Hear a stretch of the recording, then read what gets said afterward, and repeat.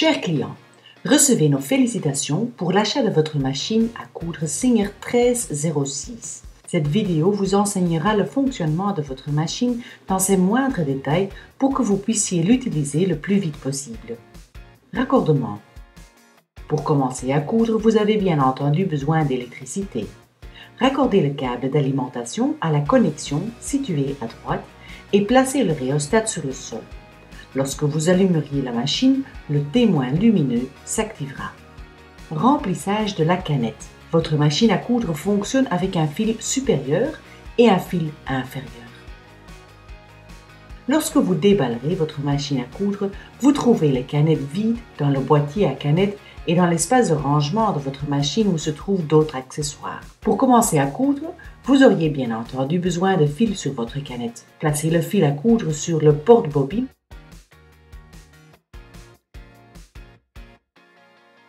Suivez ensuite les flèches en haut de votre machine.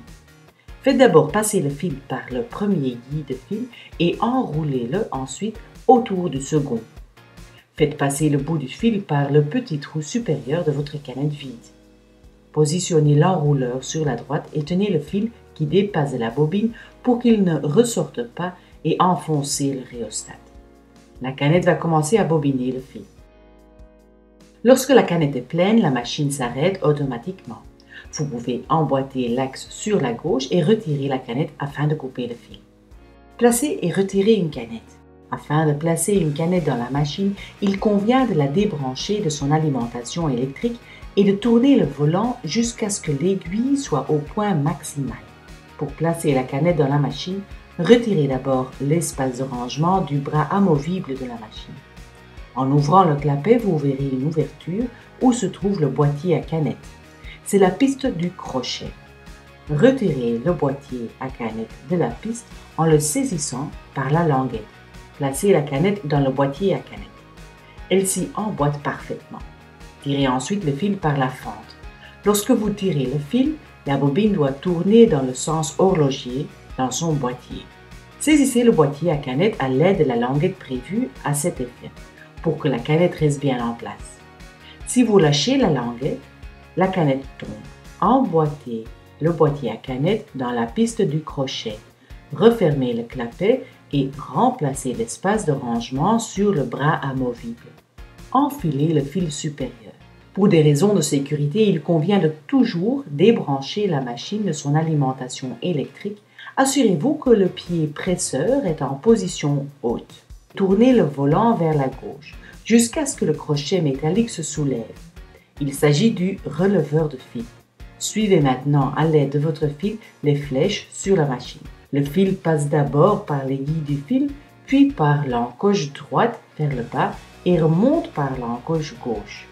À ce stade, faites passer le fil de droite à gauche par le releveur de fil, puis faites-le redescendre derrière le guide sur le pince-aiguille. Ensuite, faites-le passer de l'avant vers l'arrière par le chat de l'aiguille, tirez le fil sur une quinzaine de centimètres. Remontez le fil inférieur. Tenez le fil supérieur à l'aide de votre main gauche et tournez le volant vers vous afin de faire descendre puis remonter l'aiguille. Si vous tirez légèrement sur le fil supérieur, alors le fil inférieur remontera par le trou dans la plaque d'aiguille sous forme de boucle. Vous pourrez tirer manuellement le fil vers le haut. Tension du fil. 90% de tous les travaux de couture requièrent une tension entre 3 et 5, 4 étant le paramètre par défaut. Les points. À l'aide du bouton sélecteur, vous pouvez opter pour le point adapté au travail de couture que vous souhaitez effectuer. Le point droit est principalement utilisé. Celui-ci est indiqué par une ligne pointillée sur la molette. Le point en zigzag est utilisé pour les tissus élastiques ou pour éviter que le tissu s'effiloche. Commencez à coudre. Lorsque vous commencez à coudre, le pied presseur se trouve toujours en position haute. Placez votre tissu sous ce dernier en veillant à ce que le bord se trouve à la distance souhaitée en fonction de l'endroit où vous désirez appliquer vos points. Les petites lignes sur la plaque à aiguille sont d'ailleurs très utiles et permettent de disposer d'un point de nœud permettant de coudre droit. Abaissez le pied presseur à l'aide de la poignée arrière. pour coincer le tissu sous ce dernier. Celui-ci doit toujours être abaissé avant de commencer à coudre. Enfoncez lentement le rhéostat à l'aide de votre pied. Plus vous enfoncez la pédale, plus la machine accélère.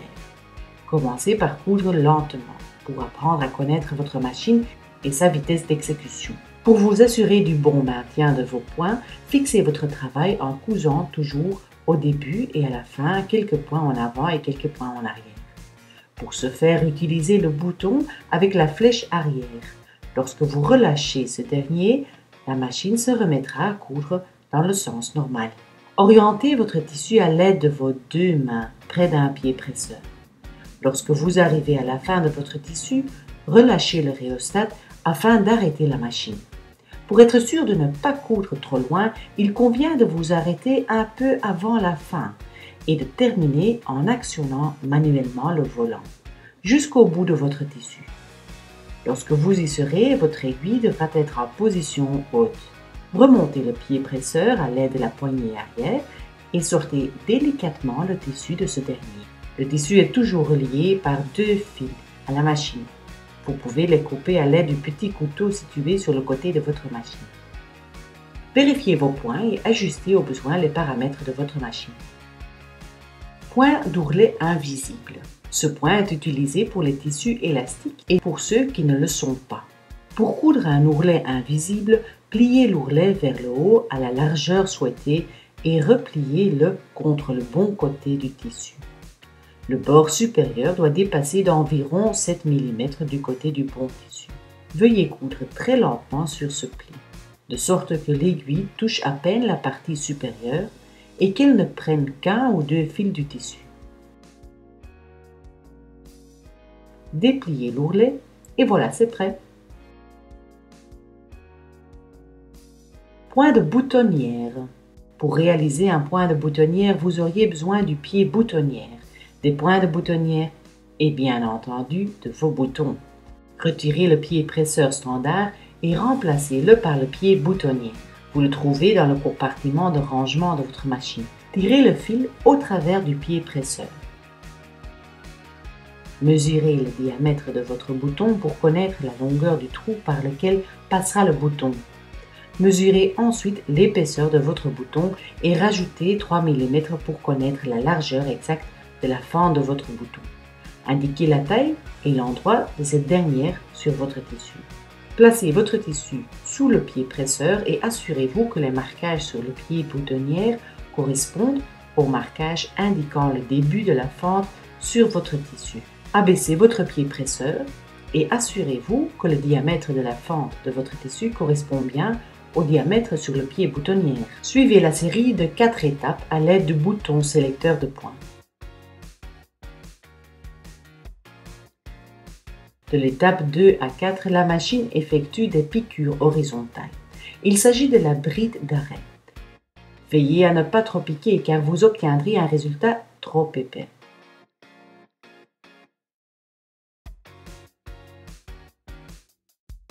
Une fois terminé, vous pouvez ouvrir la fente à l'aide du découseur. Il convient de commencer l'entaille depuis les extrémités en allant vers le milieu, afin d'éviter de couper les piqûres horizontales de la bride d'arrêt.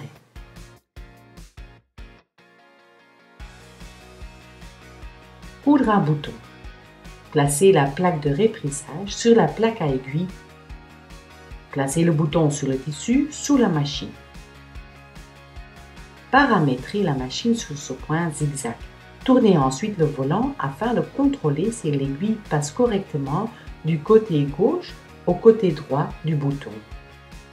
Cousez le bouton avec une dizaine de piqûres. Afin de bien fixer le bouton, cousez à la main. Si vous avez besoin d'une petite tige, mettez une aiguille de repressage sur le bouton et cousez-le tel que pour préserver l'espace nécessaire. Pour les boutons disposant de 4 trous, il convient d'abord de coudre les 2 premiers, puis les 2 seconds. Remplacement de l'aiguille.